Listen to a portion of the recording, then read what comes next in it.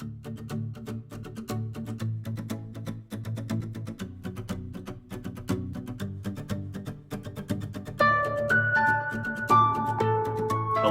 and welcome to Thoughts in the Green Room with your host, Geoff Mays.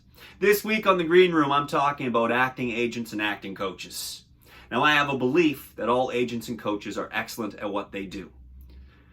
There are always going to be a few exceptions to the rules. Let's put those exceptions aside for the moment. I'm going to state that again, agents and acting coaches are all excellent at what they do.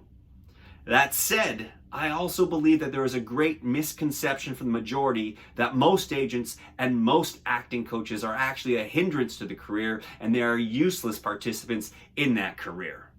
Now, being in alignment with that philosophy of the negativity, I also believe that people do not reflect or examine their role in that relationship, and that is the reason why there is such a negative context around most agents and most acting coaches. Let's weigh in on some of these thoughts and see what I've got to say this week on Thoughts from the Green Room.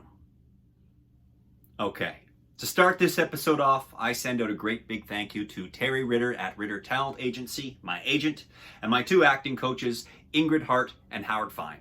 These three people are the greatest supporters of Team Geoff, and it's because of their help and their support that I'm able to get into some rooms and book some gigs that I enjoy doing. Now, a lot of my friends, a lot of my colleagues who I talk to when I speak about the relationship that I have with these three people express statements like, "Oh my gosh, you are so lucky, how fortunate you are to have found that." And although that is true, I am very lucky, I feel blessed, I'm very fortunate. That fortune and that luck is not by chance, it is by design. I worked to ensure that I have the right coaches and the right agent in my corner helping to support my career. Now, in contrast, and in line with the theme of what we're talking about today, the misconception that agents and acting coaches are an interference or a negative influence on many actors' careers.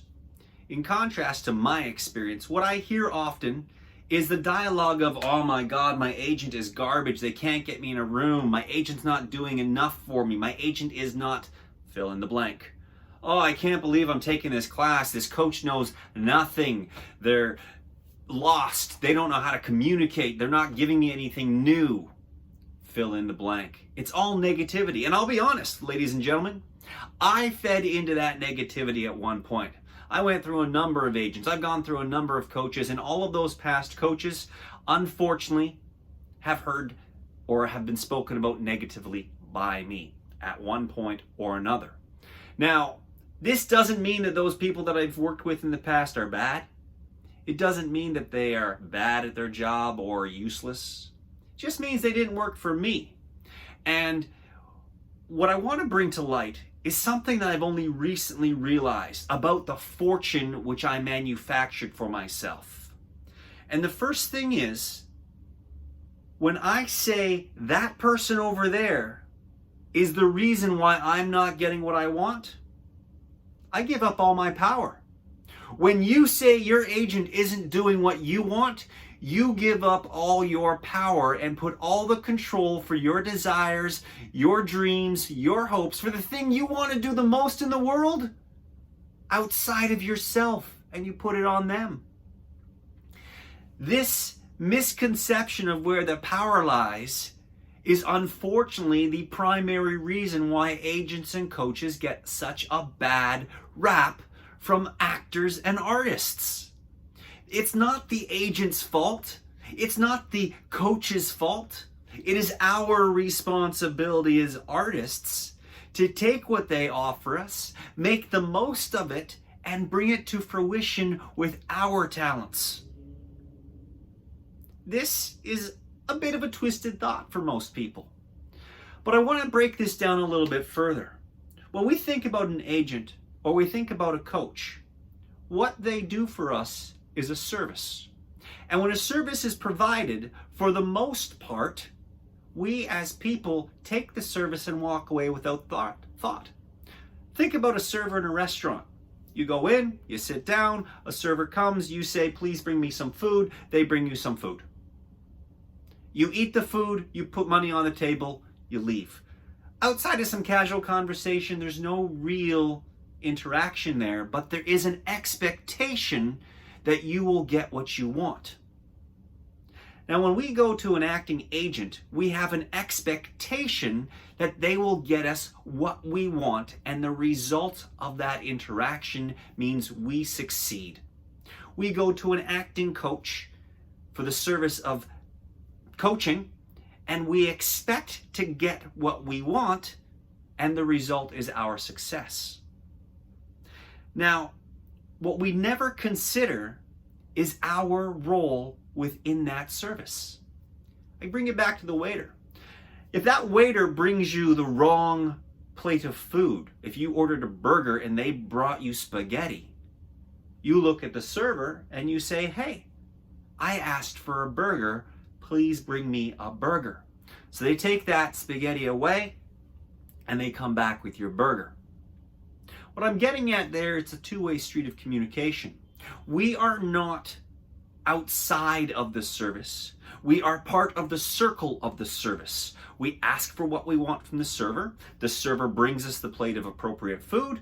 If they don't bring us the food, we get it replaced. Then we pay our meal and we go out. An agent, we want them to get us into some rooms. For some people, they want theater auditions. For other people, they want film. For some, they want commercials, television. Each of us has our specific goals. If we don't share with our agents and communicate with them what we want and develop a relationship to and a plan to get what we want, then we are culpable when we are saying our agent is not getting us what we want, because we haven't participated. We haven't contributed to the service. The same for an acting coach. An acting coach comes in and says, and gives us feedback on our audition or in the monologue that we're working on, the scene, whatever.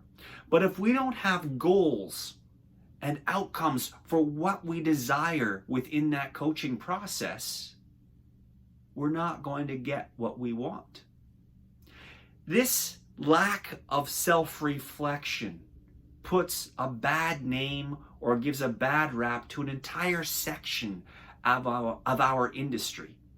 And more importantly to me, maybe not more importantly, but in line with this, because I don't want to take away from agents and actors, coaches with the more importantly, but in line with this is that when we're giving everybody such a bad rap, we're not really contributing to our own success, because the whole entire sector is negative. So if the whole sector of agents and coaches is negative, how are we going to ever succeed with the people who are vital to our career? You start off as a young actor and you hear that, oh my gosh, the hunt for an agent is so hard and it's so hard to get the right one and it's difficult to find the right person and not everybody's a good agent. No, that's not true. Everybody's a good agent. You simply need to find the agent that is the best for you. I've already started this off by saying my agent's fabulous. I love my agent. I'm really grateful for the relationship. And I know very well that somebody out there has had my agent and worked with them and is currently saying, oh my God, that's the worst agent on the planet.